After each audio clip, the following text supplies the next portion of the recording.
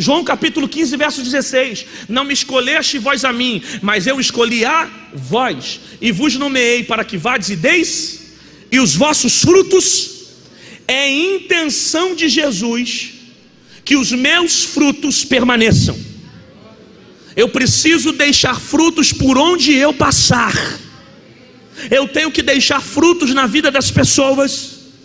Eu tenho que deixar obra na igreja que eu estou.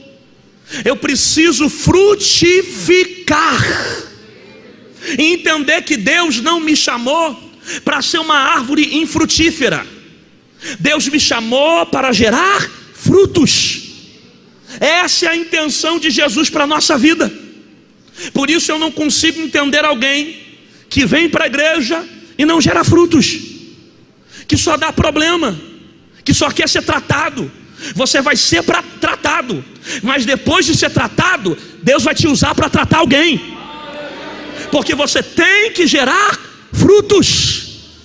Eu não consigo entender gente que sai da igreja e não frutifica, que sai de um ministério e não deixa frutos, que diz que o tempo acabou, mas ele não deixa um legado, ele não deixa frutos, ele não deixa obras, ele não faz a coisa crescer. Jamais saia de um lugar sem antes frutificar. Frutifique no seu ministério, frutifique na sua igreja, frutifique no ambiente que você está. E eu não acredito que Deus vai te tirar de um lugar para que esse lugar fique pior. Eita Jesus, eu vou repetir essa frase aqui. Eu não acredito que Deus vai te tirar de uma liderança, de uma igreja, de um ministério, para que esse lugar fique pior. Toda vez que Deus movimenta alguém para outro lugar, Ele deixa um legado. Você quer base bíblica para isso? Eu te dou. Deus levantou Moisés. Depois que Moisés se foi, Deus levantou Josué. Josué continuou o legado de Moisés. Josué foi, destruiu os muros, alcançou as cidades. Depois de Josué, Deus levantou juízes, e os juízes conquistaram os territórios que estavam próximos em Jericó. Por quê? Porque toda vez que Deus substitui alguém, Ele substitui para ser melhor, para frutificar, para crescer, para prosperar. Para com esse pensamento de querer sair da igreja porque está com problema com alguém, porque não está gostando de alguém. Porque eu vou fazer biquinho, porque não estou gostando do irmão do lado, não estou suportando ele. Meu filho, se você não suporta teu irmão na terra, como é que vai suportar ele no céu? Pergunta para esse irmão: vai dar glória ou vai fingir que não é contigo? Pergunta. Vai dar glória, frutifica. Frutifica na igreja, frutifica na tua casa, frutifica na tua família, frutifica na tua liderança, frutifica na tua geração. Deus te trouxe aqui com um propósito, para você dar frutos em Cruzeiro do Sul, para você mudar a tua rua, para você mudar a tua cidade. Quem veio frutificar, solta o glória aqui na IBB. Dá frutos. Aprenda a frutificar. Deixa eu te fazer uma outra pergunta. As pessoas sentem alívio quando você vai embora, ou sentem saudade da tua presença? Vou perguntar de novo.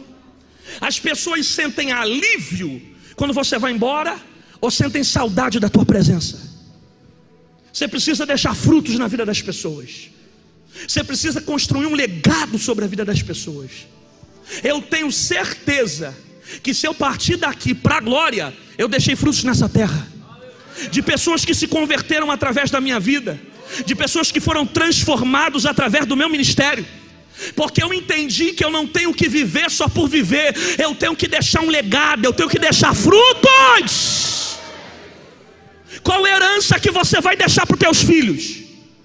Casa, carro, dinheiro? Se você conseguir, faça isso. Isso é maravilhoso.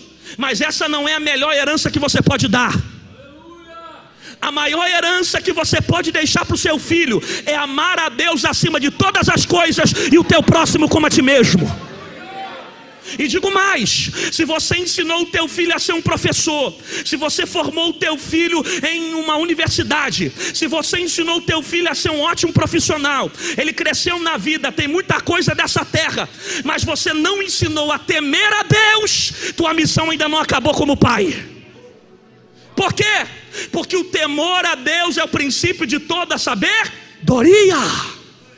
Aleluia. Ela deixa frutos. Aí tem uma coisa que mexe comigo, porque essa mulher aqui, ela é costureira. Dorcas fez uma obra que impactou a cidade de Jope com uma agulha. Grita comigo, diga agulha. Não. Nunca quis ser um grito. 1, 2, 3, vai. Não. 1, 2, 3, vai. Pelo amor de Deus, olha para cá. O que é uma agulha? Um objeto pequeno, que dependendo da minha condição de vista, eu não consigo nem enxergar. Ela tem uma agulha que vai mudar a história de uma geração inteira. Porque Dorcas entendeu qual era o seu chamado. Como eu queria que você entendesse essa mensagem. Ela entendeu o chamado dela.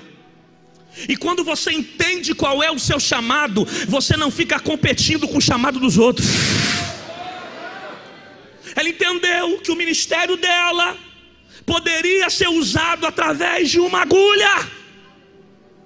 Algo pequeno, mas que fez obras grandes. Porque a gente tem o costume de medir obras dentro da igreja. E tem gente que se sente para baixo só porque trabalha com uma agulha. Só que você pode saber apenas usar uma agulha na igreja e trabalhar com mais excelência do que eu que estou pregando. Você pode só fazer uma coisa na igreja e Deus se agradar muito mais do que gente que está fazendo 10 coisas aqui dentro. Porque Deus não está preocupado com a quantidade de coisas que você faz, mas com a excelência que você entrega.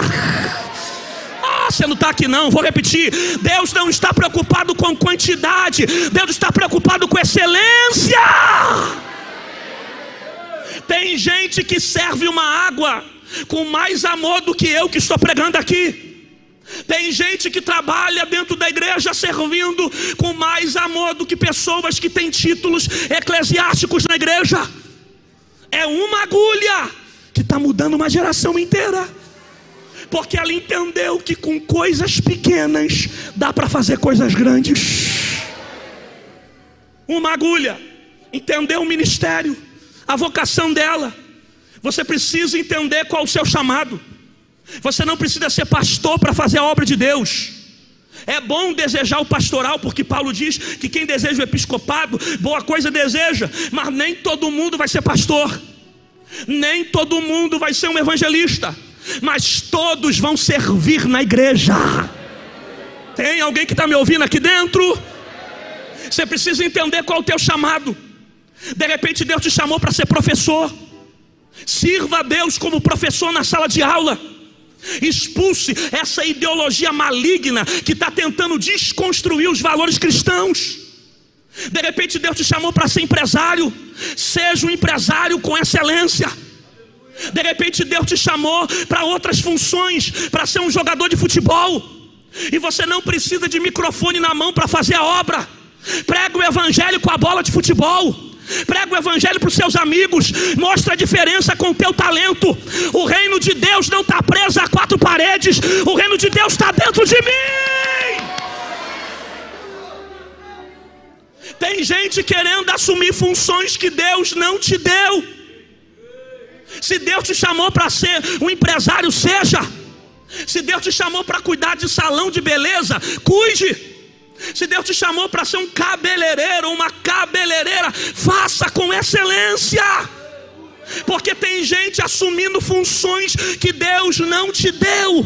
É possível você com uma agulha ganhar a tua casa. É possível você com uma agulha ganhar a tua rua. É possível você com uma agulha ganhar a tua família. Fica no propósito de Deus, na direção de Deus. Porque através de uma agulha vai vir papai, vai vir mamãe, vai vir titio. Alguém está entendendo isso aqui?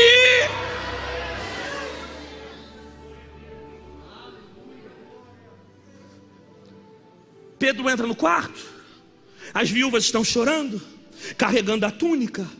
Aí Pedro vai, o texto diz que ele vai fazer todas que estavam no quarto saírem. Pelo amor de Deus, olha para cá. Isso aqui mexe comigo. Porque Pedro não está pedindo. Pedro não está sendo educado. Pedro não está dizendo, gente, vocês podem sair? Não. A expressão enfática é dizer, mas Pedro fazendo sair. Ele fez sair. Ele colocou todo mundo que estava no quarto para fora. Por quê, pastor? Porque havia um propósito entre Pedro e Dorcas somente. Então ele fecha a porta e fica sozinho com o corpo. Não é que as viúvas não tinham valor e não prestavam, pelo contrário, elas estavam ali em empatia a Dorcas. Só que o propósito era Pedro estar sozinho com Dorcas. Como elas não estão no propósito, Pedro faz as viúvas saírem. Eu preciso entender isso aqui. Tem momento que Deus não vai pedir. Tem momento que Deus não vai falar para sair. Tem momento que Ele vai tirar a gente de perto de você. Eu vou repetir isso. Tem momento que Deus não vai pedir. Tem momento que Deus não vai chamar a atenção. Tem momento que Deus vai arrancar pessoas de perto de você. Por que Ele tira? Ele tira porque tem um propósito. Ele tira porque o negócio é você e Deus. Ele tira porque Ele quer revelar algo profundo a você. Então não questiona se alguns amigos desaparecerem.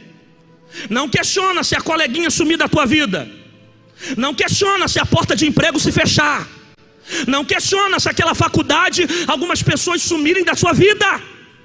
Porque tem hora que Deus vai tirar. Não questiona se aquele namoro não deu certo. Para de reclamar porque aquele noivado não virou casamento. Deus tirou. Deus arrancou. Não queira trazer para a tua vida pessoas que Deus decidiu tirar. Eita Jesus, vou repetir isso aqui.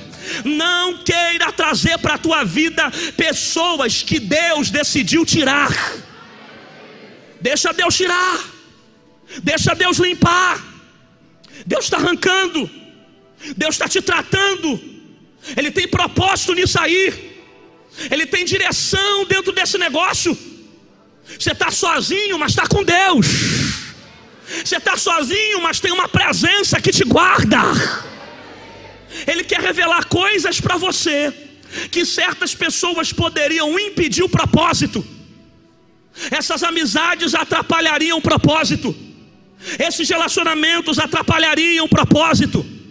Esse namoro iria te levar à queda. Esse noivado não iria para frente. Deus arrancou. Não significa que você não vai se juntar lá na frente. É porque agora é momento de ficar sozinho. E eu preciso entender o processo.